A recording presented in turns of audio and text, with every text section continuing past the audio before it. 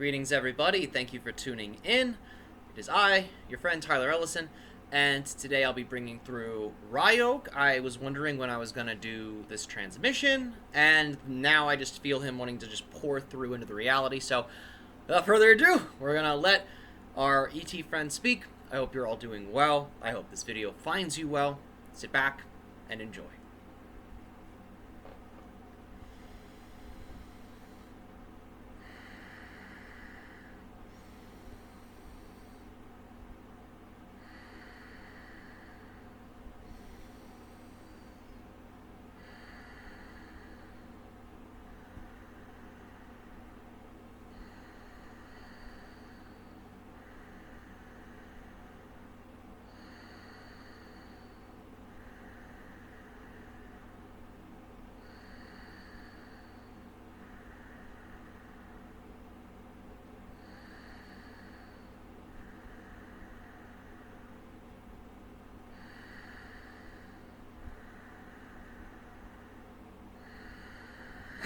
We thank all of you for sharing with us your attention in this transmission. We are so delighted, so excited to be able to speak to all of you. In this transmission, we shall describe to you the nature of your physical reality experience, and we shall describe to you the nature of your consciousness and how your consciousness gives rise to the physical reality experience. Now, understand that what you consider to be your physical reality is nothing more than the idea of a projection of your own consciousness. It is a projection of the ideas, of the things that you believe in the most.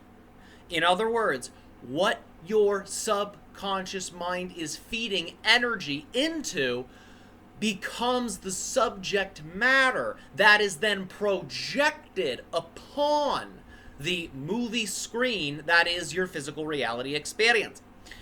Now, many of you are familiar with the cinema on your planet known as an IMAX theater, which is somewhat like a dome.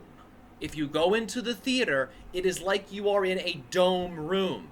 And your movie is then projected upon the dome. And it gives the observer the experience of really being in the movie, of the movie appearing to be all around them. No matter where they turn, no matter where they look, they're in the movie reality.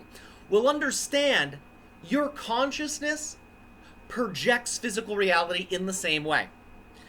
If you were to look at your energy, as a structure, as a geometry, it is like a sphere. It is like an oval in a sense. And it expresses itself as infinite spheres, as infinite ovals. You have the idea of a concentric circle, a circle within a circle, within a circle, within a circle, within a circle that goes on infinitely. That's what your consciousness is. That's what you are technically experiencing behind the scenes while you are walking around in your physical reality movie. So you have the idea of what you consider to be the physical body. This represents the center point of the concentric circles, the first circle. And then around the physical body, you have what you consider to be the first level of your aura. Then you have the second level, the third level, the fourth level, the fifth level, so on and so forth. And the idea is that these concentric spheres infinitely continue. The further out you go, the less related to the personal self the subject matter is.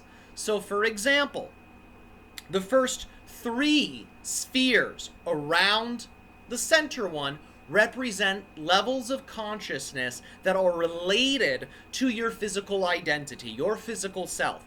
But once you start to expand past the third into the fourth, fifth, sixth, you start to get into levels of reality that entangle with what you consider to be your species' collective consciousness, the collective consciousness of your community, the collective consciousness of the local spirits that are a part of your community, the collective consciousness that relates to the animal beings, the plant beings, the nature beings, so on and so forth. So the further out you go, the less relevant the subject matter is to you personally.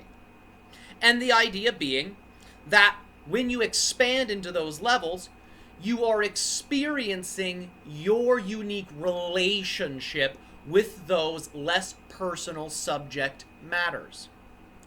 So there is a sphere that relates to the idea of your community, a sphere that relates to the idea of your country, a sphere that relates to the idea of your planet, a sphere that relates to the idea of your solar system, a sphere that relates to the idea of your galaxy, and it keeps going and going and going and going and going. That's what you're in.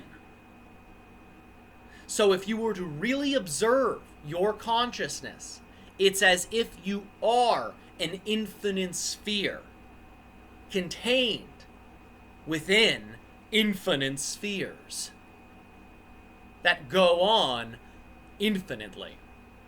And your physical reality movie, your physical reality projection is projected upon the idea of these spheres. And that information then reflects back to you, and you experience that reflection as the multidimensional physical world that you are in.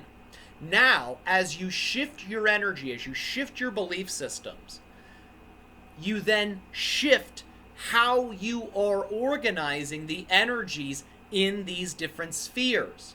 It's as if the sphere reconfigures itself based on the change you have made.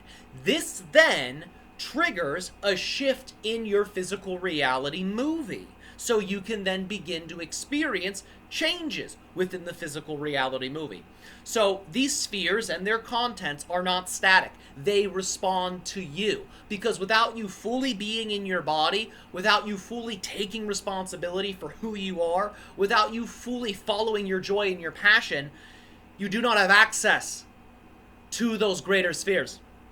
You must first solidify, densify your sense of self in the first sphere to really expand into the other ones, which is why we emphasize rooting. It's why we emphasize grounding, because without that, you really don't have the stability required to access the other levels.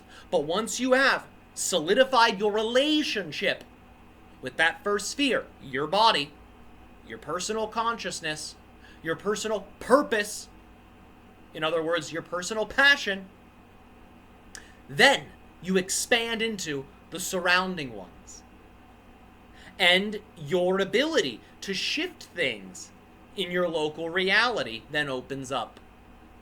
And that local reality, in a sense, is contained, for example's sake, in one of these greater spheres. It's a more personal sphere because it's your local reality. And as you densify and crystallize your relationship with that sphere, you then expand into levels of reality that are a little bit bigger. And you continue this process of crystallization, expansion, crystallization, expansion, crystallization, expansion. And mechanically speaking, linearly speaking, that's how you're actually giving rise to this global transformation process. You are climbing a ladder, so to say. That is frequency. And as you climb that ladder, you densify the sphere you're in, and you then expand into the next one.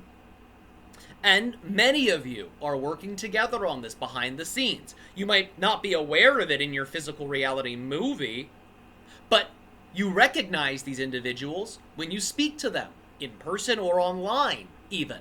You feel what you consider to be that soul family connection, that resonant connection, letting you know that you and that person are aligned in a particular direction. You share similar passions. You're here to express yourselves in unique but similar ways that represent joy, evolution, consciousness. So you're not alone in this process. Many individuals are shifting their relationship with these personal and greater spheres. And as a result, they set a unique tone. They set a unique example for other individuals to draw upon. So, when you create a shift in your personal spheres and in the other spheres that you're connected to, it's as if you change the overall frequency your reality is giving off. So when someone then observes you, they can then, through exposure to you, begin to recognize some of those energy changes that you have made, so they can then more easily create similar changes in their own way, in their own reality. Because remember, you're not editing someone else's reality. You're not changing someone else's world. You are shifting your relationship to the world that you are creating. And when you make that shift in a positive way, you then set a stage for other individuals to more easily create similar shifts in their reality. For all of you have your own versions of this energetic structure. You are all experiencing your multidimensional selves from the center point of the infinite concentric circles. We thank you so much for tuning in to this transmission. This is something we have been so excited to share with you, and we are excited to see how y'all apply it. So, have fun and sweet waking dreams to y'all.